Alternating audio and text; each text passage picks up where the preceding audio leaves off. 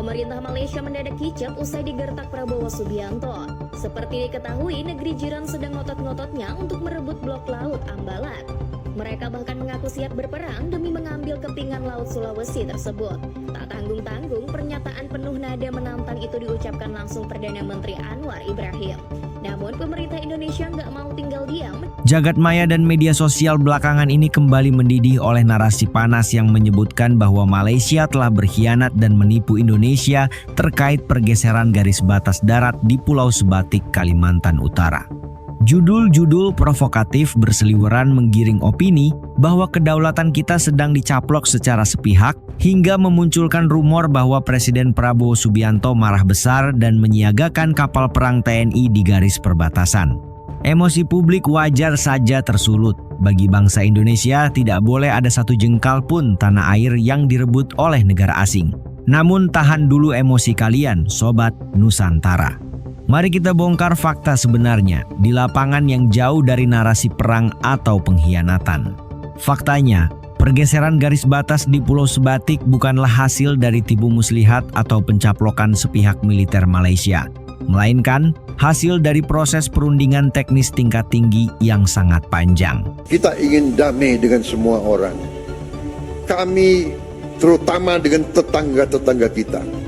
Kita ingin selesaikan semua masalah. Ada masalah, kadang-kadang masalah garis perbatasan. Masalah ini adalah warisan dari kolonialis, warisan dari penjajah. Belanda datang dengan Inggris, dia bikin garis seenak jidatnya, dia bikin garis. Yang repot kita sekarang, ya kan? Kita mau ditabrakan sama Malaysia. Kita sahabat sama Malaysia. Kita satu rumpun.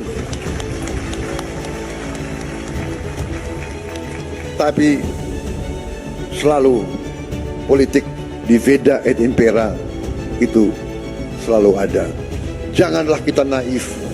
Janganlah kita terus-menerus mau diadu domba. Alih-alih kecolongan, pemerintah Indonesia di bawah kepemimpinan Presiden Prabowo justru sedang merapikan batas kedaulatan negara secara damai dan bermartabat melalui forum bilateral resmi.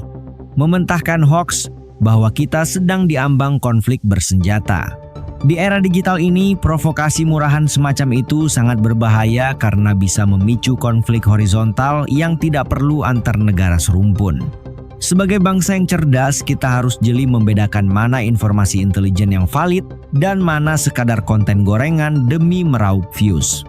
Sikap tenang namun waspada yang ditunjukkan oleh pemerintah pusat membuktikan bahwa Jakarta memegang kendali penuh atas situasi di lapangan tanpa perlu terbawa arus histeria massa yang menuntut perang terbuka yang tidak berdasar. Akar masalah di Pulau Sebatik ini sebenarnya adalah bom waktu warisan era kolonial penjajahan Belanda dan Inggris yang menggunakan peta kuno untuk membagi pulau tersebut di masa lalu. Untuk menyelesaikan ketidakjelasan sejarah ini, Indonesia dan Malaysia membentuk Joint Indonesia-Malaysia Boundary Committee (JBC), sebuah forum resmi di mana para ahli dari kedua negara turun langsung ke hutan untuk melakukan survei dan mematok ulang titik koordinat menggunakan teknologi modern. Jadi tidak ada yang namanya aksi main klaim sepihak di tengah malam buta. Hasil dari survei bersama di segmen sepanjang 23 km ini justru menunjukkan fakta yang sangat menarik dan jarang disorot oleh pihak yang hobi memprovokasi. Data resmi mencatat bahwa dari penyesuaian garis batas ini, Indonesia sebenarnya memperoleh tambahan wilayah sekitar 127 hektar di satu segmen tertentu.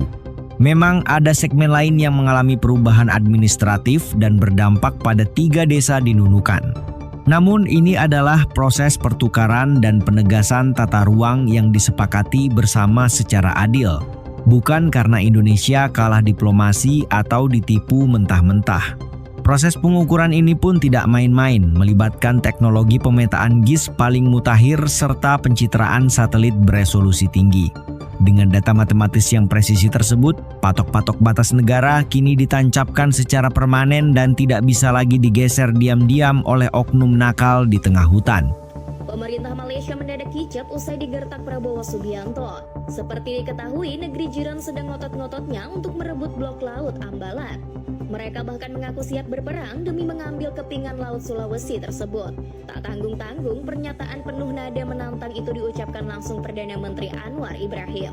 Namun pemerintah Indonesia nggak mau tinggal diam mendengar deklarasi sepihak negara tetangga. Tanpa berlama-lama, Prabowo Subianto langsung turun tangan menindak Malaysia. Sang presiden mengajak Anwar Ibrahim untuk bertatap muka langsung dan membahas Ambalat. RI 1 dikabarkan mengerahkan segala upaya untuk mempertahankan kedaulatan wilayah tanah air. Alhasil, Anwar Ibrahim langsung ketar-ketir mendengar ketegasan Pak Prabowo. Akhirnya, Perdana Menteri Malaysia ini sepakat menempuh jalur damai dan menarik kata-katanya soal perang. Keberhasilan menata ulang batas warisan penjajah ini adalah bukti sahih bahwa Indonesia mampu menyelesaikan sengketa perbatasan yang rumit tanpa harus meletuskan satu peluru. Tentu saja perubahan garis batas di atas peta ini membawa dampak langsung bagi warga yang rumah atau kebunnya tiba-tiba harus berpindah status administrasi. Merespons hal ini, Badan Nasional Pengelola Perbatasan (BNPP) langsung turun tangan melakukan percepatan verifikasi lahan, mengamankan aset, dan memastikan sertifikat tanah warga terdampak tetap sah secara hukum. Langkah cepat ini adalah bukti nyata bahwa negara hadir untuk melindungi hak-hak sipil warganya, memastikan tidak ada satupun rakyat Indonesia di perbatasan yang dirugikan oleh kesepakatan antar negara ini. Proses verifikasi yang sangat administratif dan tertib ini sekaligus menggugurkan narasi bahwa sedang terjadi eskalasi militer yang mencekam di Sebatik. Pemerintah saat ini justru sedang fokus pada pembenahan administrasi kependudukan dan pemberdayaan ekonomi lokal, mengubah wajah perbatasan dari daerah tertinggal menjadi beranda terdepan republik yang modern. Pembangunan pos lintas batas negara (PLBN) dan infrastruktur jalan terus dikebut, membuktikan bahwa pendekatan kita adalah pendekatan kesejahteraan, bukan pengerahan mesin perang untuk menakut-nakuti rakyat sipil. Lebih dari sekadar urusan sertifikat tanah, langkah masif pemerintah di Pulau Sebatik ini adalah bentuk strategi ekonomi yang elegan. Dengan membangun fasilitas umum yang megah, jalan aspal yang mulus, dan pasar yang hidup, Indonesia sedang menunjukkan kemakmurannya tepat di depan mata negara tetangga. Pesannya sangat jelas. Kedaulatan sejati bukan hanya ditandai oleh kawat berduri atau pos penjagaan, tetapi oleh denyut nadi kesejahteraan rakyat yang bangga menjadi bagian dari NKRI. Sebagai kesimpulan, isu perbatasan di Pulau Sebatik ini adalah contoh bagaimana negara modern dan berdaulat menyelesaikan sengketa warisan kolonial dengan cara yang bermartabat, ilmiah, dan damai. Indonesia tidak sedang ditipu dan Malaysia tidak sedang berkhianat. Keduanya hanya sedang merapikan pagar rumah masing-masing agar anak cucu nanti tidak lagi bersengketa. Jadi Sobat Patriot, mari kita bangga dengan ketegasan serta kecerdasan diplomasi pemerintah kita dan jangan mudah terpancing oleh narasi murahan yang ingin mengadu domba. Kapal-kapal TNI AL terus membelah ombak dan jet TNI AU membelah langit perbatasan bukan untuk memicu perang, melainkan untuk memastikan kedaulatan kita tetap terjaga.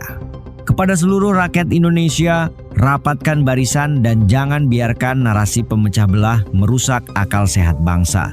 Tuliskan dukungan kalian untuk diplomasi yang tegas dan pertahanan yang kuat.